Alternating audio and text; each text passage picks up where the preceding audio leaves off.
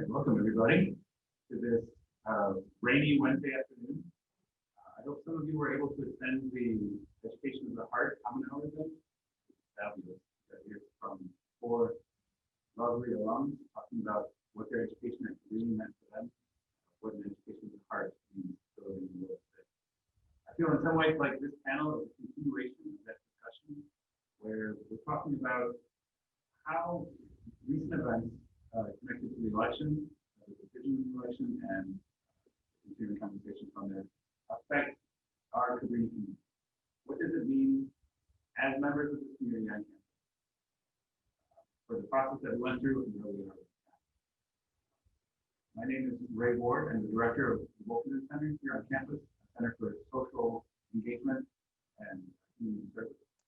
And I'm really delighted that we have a panel, wonderful panel here to help us break down what happened and to crack open what this might mean for forward. First, though, I'd like to acknowledge that today is Veterans Day. It's something that near and dear to many people's hearts here on campus. And I'm really honored to welcome Charlie Spencer from the admissions office to come and share a reflection on what it means to celebrate this day.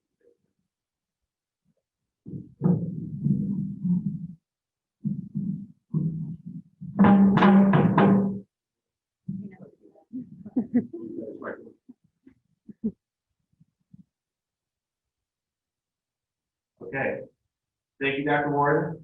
I'm honored to give this reflection today on Veterans Day. For myself, having family members that have served from World War II all the way to present day for the war on terror. I did not serve in the military, but I have many friends that did, who I attended military school with. And I find that there's many students, faculty, staff, friends, family, that some people are a little bit unsure about the difference between Memorial Day and Veterans Day. And I found this out the hard way. On Facebook, I thanked one of my friends for serving, and his reply to me was, "I am still here." Then, of course, almost like the social media movie, I had a ton of comments about here's the definition, here's the difference, and that signaled so many replies that I felt like almost like I was playing with the kids in the house with, games and everything else going everywhere. So I just wanted to give a quick definition of that. Memorial Day is a time to remember those who gave their lives for our country, particularly in battle or from wounds they suffered in battle.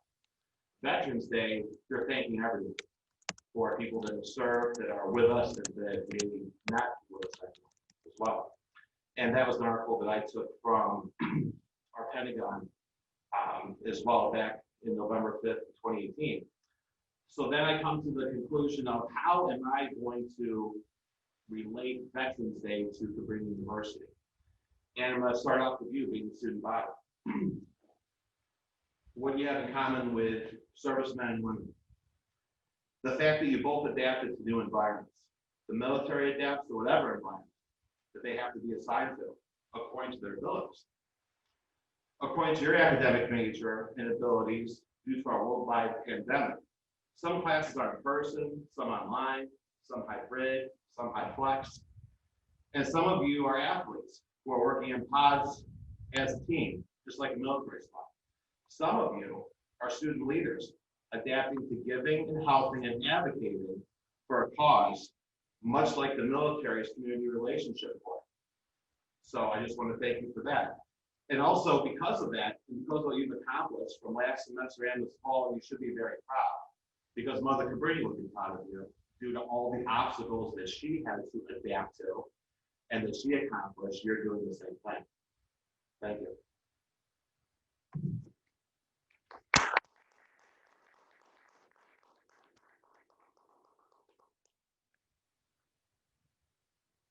Thank you so much, Charlie.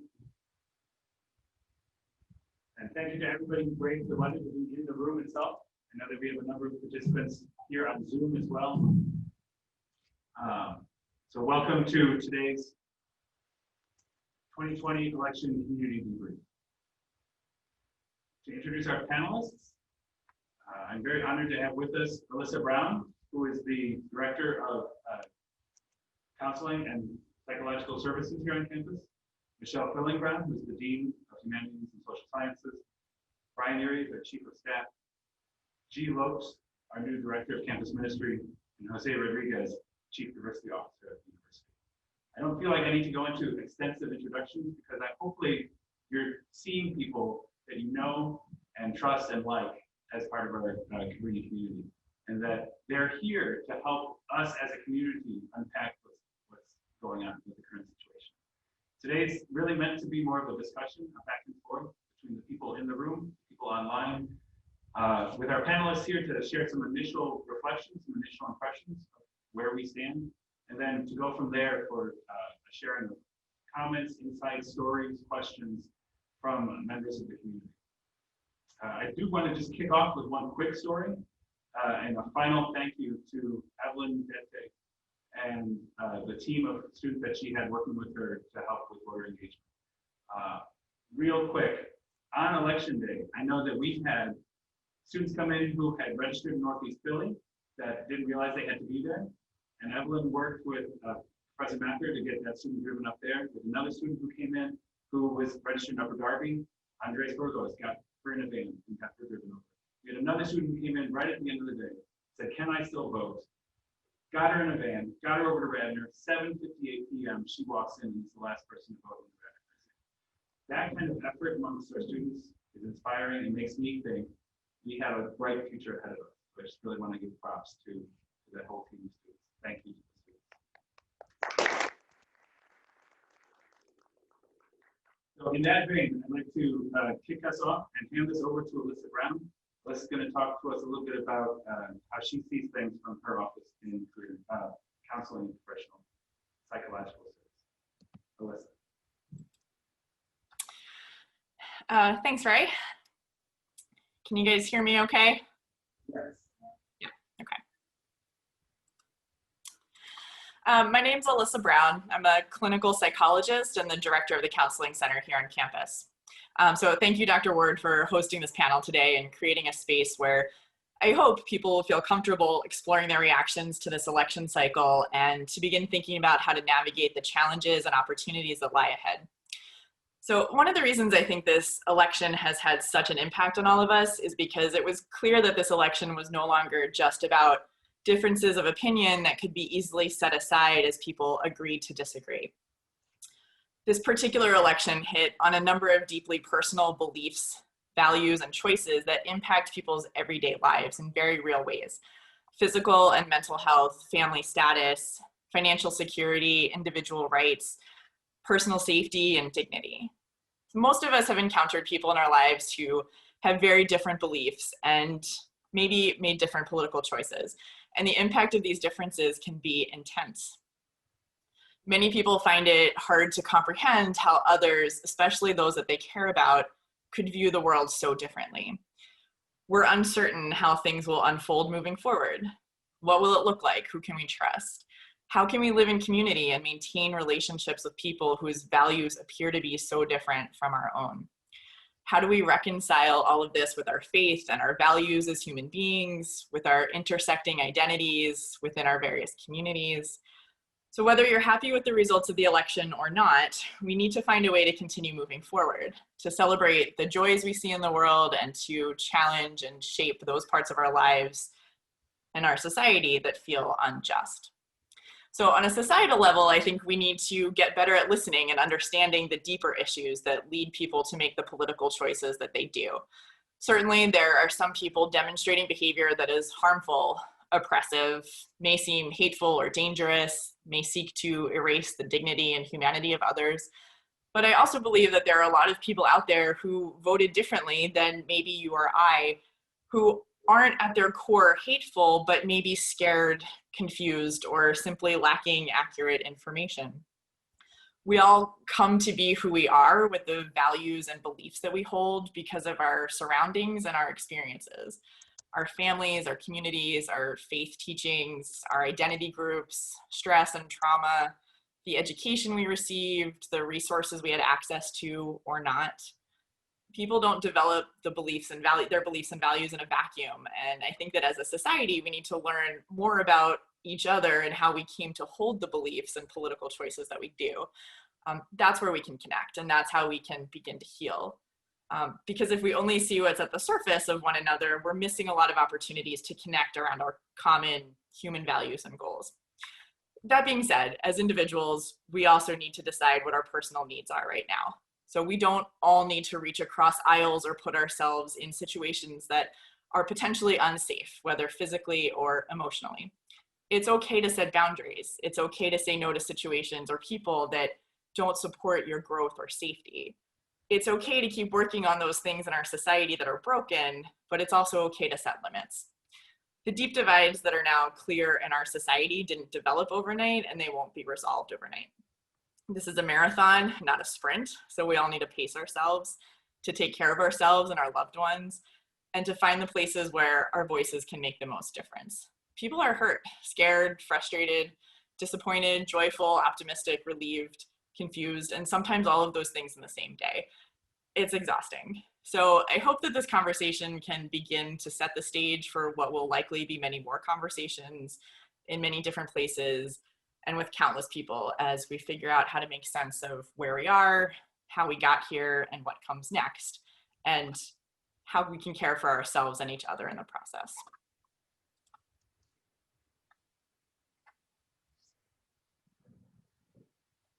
Excellent.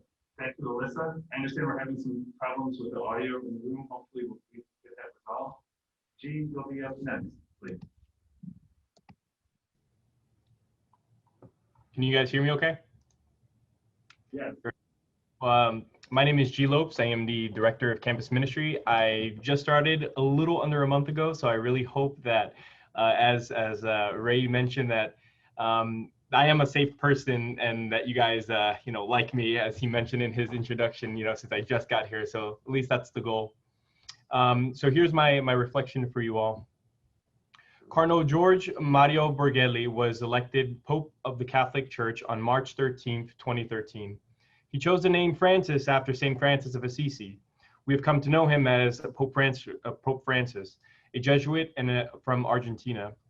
On the night of his election, Pope Francis did something no other pope has done before him. He asked for a moment of silence before his final blessing so the people that were gathered in person and across the world can offer a moment of prayer and blessing for him, his first act of mercy. Pope Francis's name selection is significant. St. Francis of Assisi was wandering aimlessly when he asked the Lord, "What do you want of me?" And the Lord answered very loudly, "Rebuild my church." He took it so literal that he just started building and building. But the Lord continued to speak louder and louder, "Francis, rebuild my church." St. Francis would quickly learn that he wasn't talking about building the physical structure, but of the human institution. Pope Francis selected the name Francis for that reason, to show the side of the Catholic Church a different side. Once again, an act of mercy. For Pope Francis, he has a strong conviction of mercy, so much that he called for an extraordinary Jubilee year of the Year of Mercy. Pope Francis writes that mercy is the Holy Father's answers to evil. It is the time for mercy, a favorable time to heal wounds, a time to offer everyone the way of forgiveness and reconciliation. Mercy. Cabrini community. We have witnessed a very difficult time in our country. Over the last few years, we've seen countless debates, both online and in person, with our family, friends, colleagues, loved ones, and that have been challenging. We've witnessed social issues that become a matter of what side are you on? What political color do you align with, red or blue? Relationships have suffered or even become severed because of a lack of understanding and conversation. We entered this election with anxiety at a high, wondering what was going to be made of it. And in the end, we still have some anxiety about what the future will look like. I began with Pope Francis and the Year of Mercy because I believe we have an opportunity for a year of mercy. So much has been said by both sides that it's hard not to be affected by it. Politics became a part of everything: sports, every channel on TV, social media, and more. Pope Francis's call to mercy is not a way for us to say, let's move on and not talk about this. It's an opportunity to mend some of the wounds that have been caused by political divisiveness. When COVID-19 hit, it became harder to practice acts of mercy because there was more of a barrier, a wall to overcome. When we are finally able to return from the social distance and the mask wearing, we may have to face those and be around those that we've entered into conflict and rifts with. That could present a number of challenges or even some awkwardness. I do believe we have an opportunity to practice mercy. We have an opportunity to reach out and reflect, Did my passion for my political view end relationships or cause rifts in my family or friend groups? How can we take what we learned from this experience and maybe add a drop of mercy in there to have civil conversation that respects the dignity of everyone involved? Or how can we avoid this cancel culture of, if you don't agree with me, I'm deleting you off my social media? We can look at the example of both Saint and Pope Francis to not physically rebuild this country, but to rebuild relationships through humility, gentleness, and patience, the human institution. Just as Pope Francis wrote, this is the time for mercy, a favorable time to heal wounds, a time to offer everyone the way of forgiveness and reconciliation. Mercy. Thank you.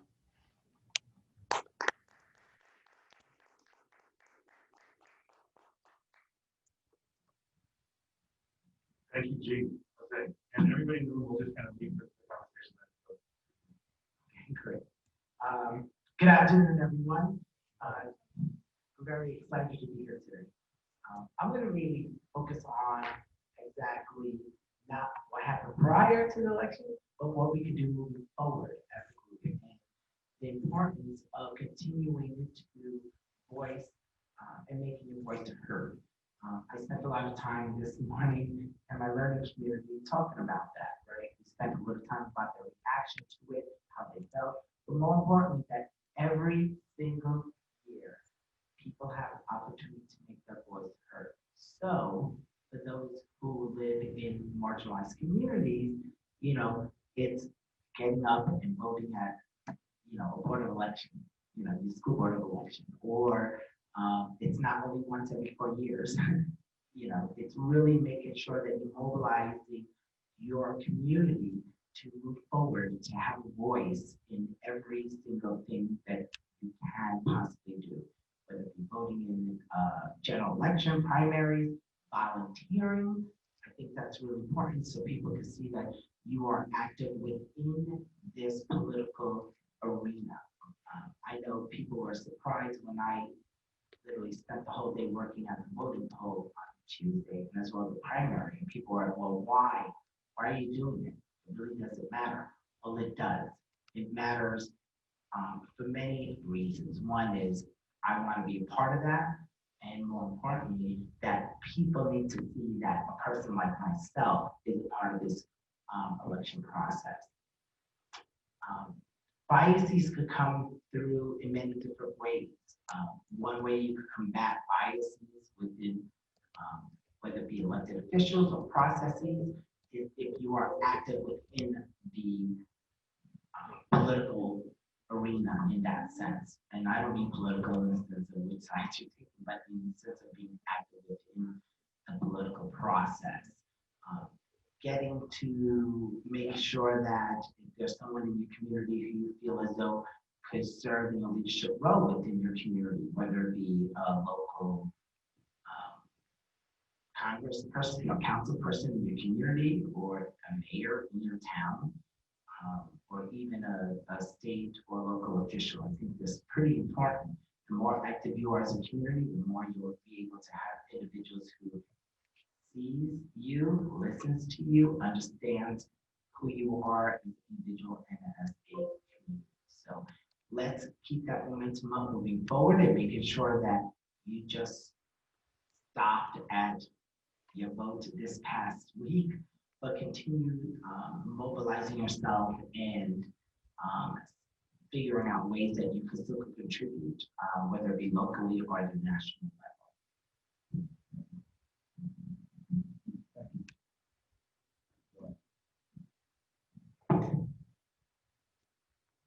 Thank you, Rennie.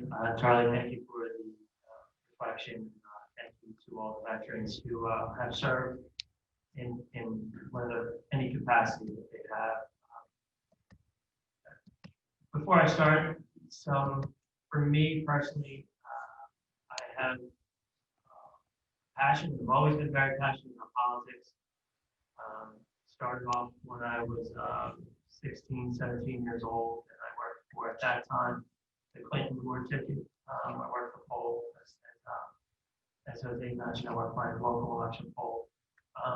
And then as I've gotten older, that passion really, for me, primary general election day is kind of like fantasy football or Super Bowl, because I tend to look at campaigns as kind of bringing a product to market, and how does the campaign itself talk about policy, and how does that policy interact with the audience in the room, or the audience in the county, or how does that interact? How does that all blend together to get to election day?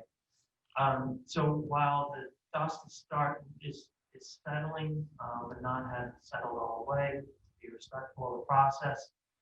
I think there's voting blocks emerging, and I think for the President-elect Biden, the thank you notes that he should be writing, I think there's 3 individuals in my mind. It's Stacey Adams from Georgia. She has led Fair Fight. Latasha Brown, who has organized Black Voters Matter, and Amy Allison, who founded She People. I do believe that the #1 block of voters who came out for the President-elect Biden is going to be women of color, and that is the fastest growing segment of voters since 2008. So I wanted to make sure that that's noted, especially the increase not only Latinas, and you could see that nationally in states such as Texas and Arizona. So I wanted to make sure that that was acknowledged. For me, this election is basically kind of emblematic of 2020. It's bizarre in some fashions because we've had an overwhelming voter turnout, and historically when we have these large turnouts, that is basically a call from constituents against all incumbents. So typically, if it's a Democratic presidential, it's a blue wave. If it's a Republican, it'll be a red wave. I'm trying to stay away from the colors, but anyway. But what we're seeing is kind of the top of the ticket is flipped with President-elect Biden, but then under ballot, the lower ballots have all kind of strengthened. So in Pennsylvania, we have a bicameral, so we have a House of Representatives and a Senate. Those leadership, the majority, are both Republican, and they have actually gained seats in this cycle. Tip O'Neill, who was a former Speaker of the House, is known for a lot of things, but one of his popular quotes was that all politics is local. So how does that affect Cabrini, or how does that affect us? So Pennsylvania is basically a microcosm of the country in itself. We have one city, a city of first class, which is basically a size, and that's Philadelphia. You have the surrounding collar counties, Bucks, Chester, Montgomery, and Delaware County. And then you have Allegheny County, which is the home county of Pittsburgh. And then you have everything else in between and above. You have some pockets, Scranton being one of them, Center County in the middle of the state, which is in the middle of the Commonwealth, which is home to Penn State University. But the vast majority of voters in this Commonwealth are rural. And what you're seeing is the continued push of rural voters who are inclined to vote Republican, and a continued consistency of suburban and urban voters voting in alignment with Democrats. And that is abundantly clear in Pennsylvania. So one of the things that it affects is that when you apply for a grant through the Commonwealth, best case scenario is that you have a legislative champion in each caucus. So you need to have somebody in the House Democratic Caucus, the House Republican Caucus, the Senate Republican Caucus, and the Democratic State Senate Caucus. There is no one from the Southeast, which is the largest condensed area of the Commonwealth, in the majority leadership. So you're working with the minority leadership, and you're working with your home, your own state representative. And, for right now, Governor Wolf and Lieutenant Governor, they're Democratic, but they're on the second term, and, elections have consequences. And when, Governor Wolf needs to work with the current body on the upcoming budget, there's going to be a lot of horse trading in terms of getting votes. So that's how it affects us, because we don't have anyone in the majority. And these legislative leaders aren't from Philadelphia and the suburban counties. There are legislative leaders who, regrettably, don't understand the importance of public transportation because they don't have it in their home county. One specific state representative equated basically public transportation to the expansion of the welfare state. So what you're seeing is regional bias. And that, I think, is the most detrimental to the Commonwealth, where we can't look at the commonalities of the constituents that everyone is supposed to serve. I've always find it ironic, and it angers me sometimes when you hear a local elected official, well, I was elected by the 168th House district, and I know that they don't want me to vote for this bill. And I always want to say, if I was there, I would say, well, that's great, you were voted by them, but your payment is being, your salary is being paid by the Commonwealth. So at what point do we get through to elected officials that there has to be country, Commonwealth, party, that it can't be party first and then other, and that's both Republican and Democratic. So I'll stop there, but I think that's kind of my takeaways, and just trying to illustrate some of the struggles. Thank you, Brian. Michelle. How are we doing with sound? I know the people at home here, we're good? We're better? Okay. I'm like, I can use my teacher voice and talk loudly if you need me to. All right, so I'm going to kind of play cleanup here and try to connect the dots between everyone who spoke so far. I've loved learning and listening to my colleagues and hearing their reflections. So a couple things. First and foremost, and I think we're all echoing this, and certainly Ray did in his opening remarks, is that your vote matters. And I'm hoping that for our Cabrini students who have not experienced as many elections as some of us on this panel, that this election makes apparent that your vote matters and it's counted. And you can look at some of these races and, it's a college campus that is making up the difference in some of these votes. And certainly on the local level, some of the things Brian mentioned, the races are even tighter because people don't come out in the large numbers, unfortunately, in the midterm elections and the elections that happen between the 4 years of the presidential races. So to know that you should be coming out for those votes too. It's not just about the presidential vote. And I appreciated the comments that Jose made that your duty as an engaged citizen doesn't stop at casting a ballot, right? If you're really passionate in this election about certain issues, I encourage you to continue that and think about how can you make a difference in your community.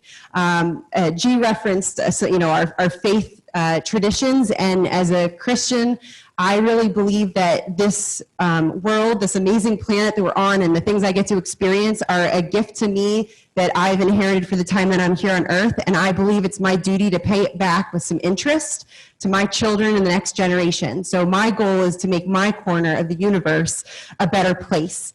And I believe that all of us can do something. And so it's thinking, what's your something? Is your something going to be serving for a nonprofit that connects with an issue you really cared about in this election? Is it going to your hometown mayor of your small hometown and saying, hey, how can I make our town a better place? How can I help? Or maybe it's as simple as you're making meals for the neighbor next door who lost their job due to COVID.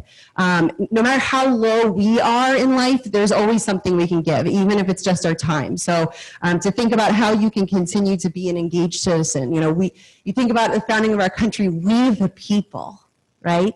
Brian talked about the elected officials. We're so grateful for their service, but we make up our communities. So think about how, as you move forward, you can make your community a better place. both Alyssa and G talked a little bit about how we're engaging with people who may have different views than our own in this path forward. I just last night read something from an author, Bob Goff, who I like to read often, and he said, the way we treat people we disagree with the most is a report card on our faith. And I would add, and a report card on our integrity, and I could add other descriptors there, right? I think we need to be mindful as we move forward. There's been so much division in our country. The only way that we're going to move forward is by building bridges of kindness and love and empathy. It's not going to be through hate. And so to think how, as Alyssa said, to think about people's experiences form their views. Think, well, like, what did you experience that brought you to that decision, right, or that viewpoint? I believe that democracy doesn't work well without empathy. So how can we all be better at developing empathy skills?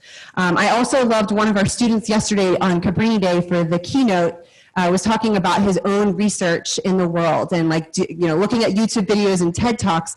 And he said, all the information's out there. We just have to take time to find it.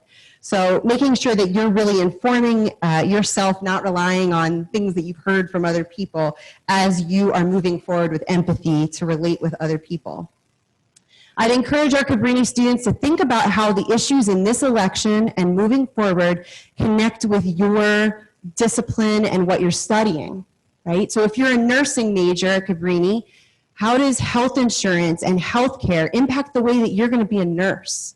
If you are a social work major, a psychology major, a crim major, how does the way our elected officials view substance use disorder and mental health and policies related to the criminalization of addiction or of illegal drug use or DUIs, you can keep going down the list, how is that going to impact your work as a social worker or as a psychologist?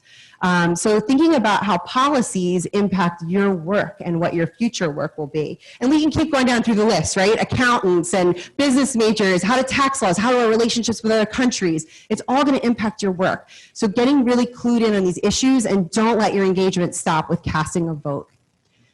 And the last thing I'll say, and I left this for last because I might get emotional on this one, is the last thing I want to comment. This connects with my studies and it connects with me personally, is the fact that our vice president-elect is a woman.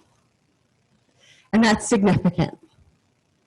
As the daughter of a woman who does not have a college degree, because when she went to high school, there were 3 tracks at her high school for women. She had 3 options given to her of what her future career could be. And you can't be what you don't see, right? It's hard to envision that.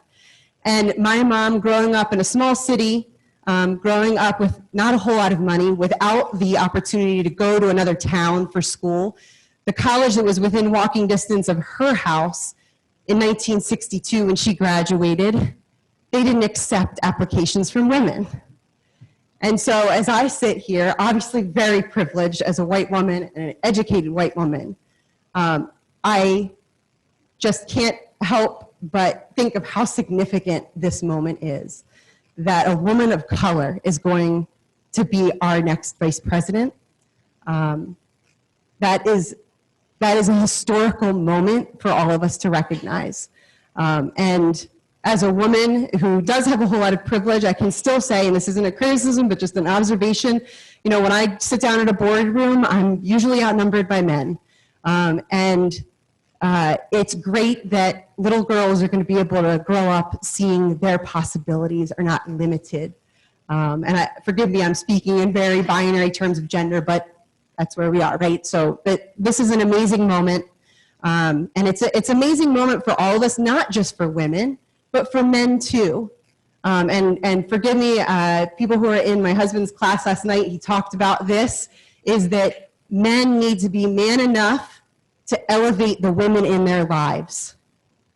That Kamala's husband is going to be stepping back in the shadows and holding her purse while she takes photos with world leaders, right? And so how can all of us be called to that? And remembering that there's, I don't know, about 7 million more women in this country than men. So it's time for some representation, right? At the very top, and to know that one ceiling is being broken here. There's another one, President. And I hope that one of our Cabrini students, one of the women who attend here right now, might break that ceiling for all of us to hold that top office. So I just want to, on a very personal note, to have that reflection that this is, besides all the craziness Brian talked about of this 2020 and this election season, that we're making history as a country. And I think personally, that's a pretty cool thing. Yes. Thank you, Michelle. I don't know if you saw the comment. People were saying they were getting goosebumps listening to you, so thank you. Thank you for your initial reflections, everybody. Again, the focus is on having a conversation. In some ways, this is a continuation of the panel discussion that was released on YouTube through Steve Highsmith's office last night, where we had our resident panel of experts on politics and history reflect on what happened in the election. And now we have people who are experts on our own community right here, right? Trying to break open, what does this mean for us? We've got people focused on the psychological well-being and spiritual well-being, the importance of diversity on our campus, the importance of academics and women's studies on our campus, and our relationship with the broader community, especially with attention to the political side of those things. Here in this room to help, or in this virtual room, to help unpack things. I thought maybe to kick things off, I would send something right back to the five of you to see how you might respond. It has seemed like a long time since last Tuesday. I mean, this is a week that seems like a year. What have you picked up in that meantime? What have you seen happening on campus, in your families, in your neighborhoods, in the various official positions you've got in the university? How have you seen that playing out? Maybe in your contact with students, maybe in your contacts with other faculty and staff members. Do you have anything that you want to lift up from those interactions? I want to talk to you about my experience on Saturday after it was announced that the president-elect would be Joe Biden and Vice President Kamala Harris. My neighbors and I, most of us are aligned, others are not. And after that, after there was a celebratory for those who were in agreement of the decision so far, we actually had to sit down, social distancing, of course, in everyone's porch, and we had a discussion with even those who did not agree with the decision that, the country just made. And it was really, there was no screaming, there was no yelling. It was just, it's over, and now it's time to talk, time to heal, time to understand, time to compromise, try to understand each other even better and deeper. And I think that was really interesting. Just immediately right after, I would say literally within 2 hours, we were ready, let's go outside and let's talk. And there were some people who were pretty fierce opposition to what I was thinking, what I was feeling. So I was very grateful for that. In my class this morning, it was wonderful just to hear, even in my learning community, the Men of Color Leadership Academy learning community, even the difference of opinions of what happened, even from a different perspective, even though they were happy with the outcome, but they all had different levels of excitement. Some were very excited, others, but even just having the opportunity to sit and talk about that, like how everyone was feeling, and not necessarily unpacking, but sharing. I think that was important.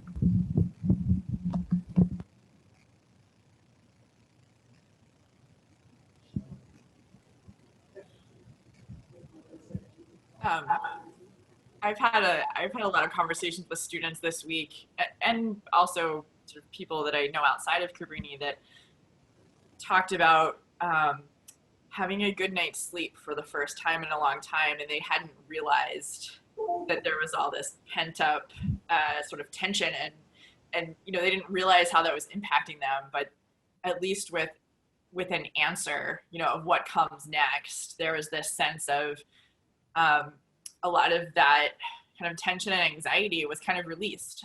So that was one thing. Just a sort of common thing I heard was, I slept much better this week than I have, and I didn't realize that that was even an issue. And then some of the other things that I've been hearing have been, you know, sort of a sense of relief from some people, and then a sense of, but we have to still keep working, right? Like this hasn't solved all of the bigger problems. For some people, this has been one step towards that.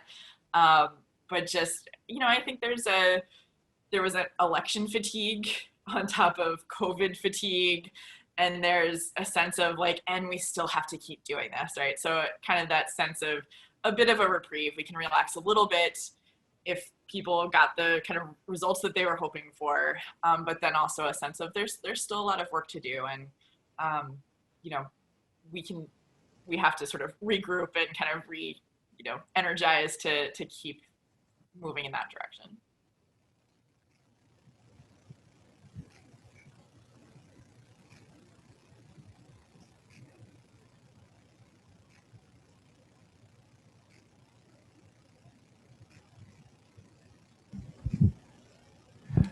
I'd like to mention that we also have a mic in the room. I should have probably handled some of these mechanics. If anybody in the room wants to make a comment, I can bring my mic to you, or if you want to stand over here and use this mic, it's live to go.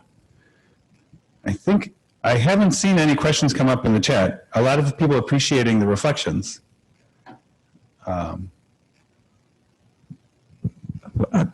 Brian.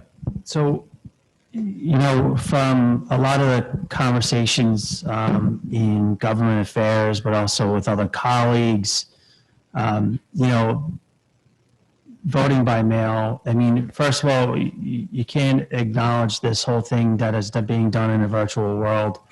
The voting by mail, what happened after that? I mean, so like, to me, we have to understand that when we have these seismic shifts in the electorate, you know, you had the pendulum swung all the way to the left or all the way to the right. And people, I think, if I could share, my one hope would be that people need to start getting comfortable with negotiation and not getting everything you want. This mentality of winner take all needs to stop, because I think it's really kind of belittling our government and it's our, you know, our place in the world. And I think, you know, I understand G's comment about mercy, but until this country figures out how to get the amount of money out of politics, you know, my understanding, the last time I read, this presidential election is close to about $15 billion spent. And $35 million was just spent by the House Democratic Caucus. So, and that's for Pennsylvania House of Representatives. So we have a lot of work to be done. You know, I understand that there was a sense of relief and a lot of people exhaled, but there is an unbelievable amount of work to be done. And people need to start getting comfortable. You know, all eyes need to be on Georgia. The U.S. Senate, I mean, Alaska was called today. North Carolina was called yesterday. So right now it's 50 to 48 in favor of the Republicans, but there's 2 seats in Georgia, and now Georgia said they're going to recount by hand. So again, it's another extension. So people need to start getting comfortable with how things used to be done, where it wasn't this winner take all mentality. Maybe I can follow up on that with something that, Jose, you were talking about, how you feel like this year you've given more civics lessons than you'd ever encountered before. Do people feel like they learned more about politics this year? I mean, Brian, that may be an expertise for you, area of expertise for you, but I feel like many other people did a lot of learning this year, right up through election night, right? And continued onwards. So, Yeah, I mean, the only time I like statistics and data is when it's with polling and with, reading demographics of voting. So I do believe it was an opportunity for folks, but my immediate pushback is that where they're getting the source from. Good. Because we're so now, you can't be purple, you have to be blue, and that means you're only looking at certain sources. If you're red, you have to look at certain sources. So you're not trying to find, there's not even an attempt to find a balanced article on policy. That's where I think we need to kind of start working on and trying to figure out how to articulate that nuance, because it's a microwave society. Everyone wants what they want right now. Like you, either yes or no. Maybe doesn't cut it. Well, maybe that's life, right? That's the nuance that I think is missing from the entire conversation. I loved, there was probably everyone's seen this, there's a million tweets. The internet rose to the occasion as we were all waiting for the election results. But the one where it said that like Wolf Blitzer came on and reiterated, how many electoral votes. And it was like, Wolf, like we've been watching for days. Like, we know the names of every county in every state at this point. And how dare you tell me how many electoral votes we need? But it is, to your point, Ray, of that, I can't think of a time probably dating back to, the last time would be when we had the hanging chads, which our students probably don't really remember. But there hasn't been a time where I feel like the country was so glued to the 24-hour news of the election. And of course, yes, depending on what channel you were watching, you were getting different information. And certainly in my family's group chat, it was like, this was just happened. It's like, what station are you watching? Because it didn't happen on the station I'm watching. But, I appreciate and I am hopeful that this election, which did take time, it wasn't an instant gratification, right? That we were tuned in, and hopefully we're going to stay tuned in, and we're going to stay paying attention to the nuanced details of how our political system works, and become more aware of some of the things that certainly Brian has shared today of how we can be better. Yes, I have given more civic engagement. Wow. Many lessons for the past, I guess, a week and a half, leading up to and even after the election. But one of the things that I want to tell people is just today, someone says, why did it take so long for PA to call it? I don't understand. One individual was saying, it was red, PA was red, and all of a sudden, changed to blue. And so I even had to tell them that in the state of Pennsylvania, how every state operates their elections differently. Some are 100% mail-in, others aren't. Others are a combination. Other has real early voting, right? The state of Pennsylvania, if you put in a mail-in ballot, currently the laws are you cannot open any mail-in ballot until the day of election, where some other states could do what they call canvassing. They could prepare it, take it out of the envelopes, do all that work prior to it, and then process it on election day. Some states you can even process it before. So it was just even interesting at those basic levels that students or people in general were not even aware of all the different type of mechanisms that each state has when it comes to election. And then, I won't get into any further about. It reminds me of a panel that we had before the election with students talking about why they vote.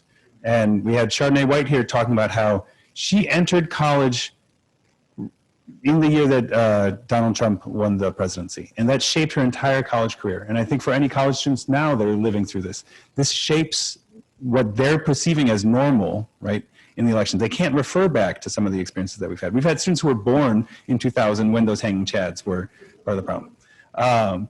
And so I'm wondering if any students around want to talk about that. You know, what is it like growing up with this as your introduction to politics, to American democracy, that this is it? And was this a shot in the arm for you? Was this encouraging, or was this discouraging? Are you frustrated with the process? Are you wanting to get involved? Or are you more likely than other people to say no? I mean, I think one of the big results we saw too was that the youth vote was huge this year. How are people dealing with that? Is that something that is a proud and good part of people's lives, or was that a wound that people are going to carry going forward? And Alyssa and G, I don't know if you've seen anything like that, or if any students want to chime in. I just think that's worth noting, that the students, especially freshmen that are starting this year, welcome to the United States, right? Welcome to electoral politics and democracy and making the sausage, you know, making those deals, figuring out how this all works. It's a crash course that you got. So I think it's just good to acknowledge that. Charlie, yeah. Ray, one thing I just wanted to bring up is that, you know, when you talk about the youth as well, one thing that I saw with my 5- and 7-year-old at home, which I thought was, you know, for myself being a political science major here at Cambridge for my undergraduate, having Dr. Heike and Dr. Gerard, one thing that I thought was really interesting was that I was so shocked with the amount of interest that my 5- and 7-year-old had, because I remember when I was 5- and 7-year-old, I cared more probably about my Star Wars figures than what was going on with the presidential election. And I thought, well, maybe it's just because of what the kids are hearing, you know, within the house about the presidential election, or from, you know, other family members. But then when I saw on different groups, on our school group, on our township group, and the amount of kids that were the same age that got involved, and it goes back to what our panelists were saying, you know, and especially what Michelle was saying, you know, in reference to the youth, seeing that they could break that ceiling in so many ways. And, you know, my daughter was just rah, rah, rah, you know, and it was just, and I just thought, you know, I mean, I was very humbled by that. But, you know, just to see that type of outpour of popularity, I just thought was very interesting from that small age group. Excellent, thanks, Charlie. Were people at home able to hear that? Because I can recap. Charlie was talking about how his daughters, 5 and 7-year-old, were just as involved in the election as you might expect a college student or an adult to be involved. They know what's going on, and maybe questions around where are they picking that up. But I think overall excitement that they're engaged, that they're involved. I think what you said, Ray, too, like what someone's frame of reference of how many presidencies they've lived through is I appreciate that you noted that. And my son is 18. Well, he was 18 on the election day. He's 19 now. He just had a birthday. He voted for the first time in his, you know, in a presidential election. And same as our college students is that, you know, he's really in his lifetime only known President Obama and Trump. Like that's, you know, that's his memory. And that's shaping how he is seeing the world, which is different than what we're seeing. And, you know, for any college students where your parents took you when you were 5 and 7, you know, to vote with them, to think what an impact that has if your parents taught you about that when you were younger. And, you know, there's a reason that we as parents do that, so that one day, hopefully, you grow up to be an 18-year-old who cast that first ballot. And we were really, really proud of our son to do that this year. It's interesting because as he was speaking, it just triggered when I was working the voting poll just last week, how many people, specifically people of color, women of color, were bringing their young kids and talking about consistently, this is your right. You are to vote. You have the right to vote, and you should vote. I mean, it was all day. That was the message that they were saying. And what I appreciated, so many parents, regardless of, you know, their backgrounds, they were allowing their kids to put, I just happened to be the machine operator. So the machine operator is the individual who's responsible to making sure that you get directions for the individuals who's going to be casting the vote, how to put it into the machine, at least in our ward. and how they were just allowing their young kids to push the vote in, you know. And so I was giving the lecture what was happening as their vote was going into the machine. So I think that was such a powerful message for the younger people, like, this is what you should be doing when you're an adult, right? Get involved in your own way. All right. I think I have a comment from Zoom to read out to folks, and I think we're going to end on that. Gabriela Ayala, who is a major contributor to Cabrini Vote's efforts on campus, says, I was a senior in high school when Trump was elected president. I majored in poli-sci because I wanted to understand more about how government worked. Donald Trump's presidency sparked my interest in how policy affected people's lives. I hope that the results of this climate is more like that people find ways to get more engaged and make the most of their Cabrini education. I really appreciate everybody taking the time to digest. I think we've got a lot of time ahead of us. And like everybody has said, I think on this panel, the work is not done.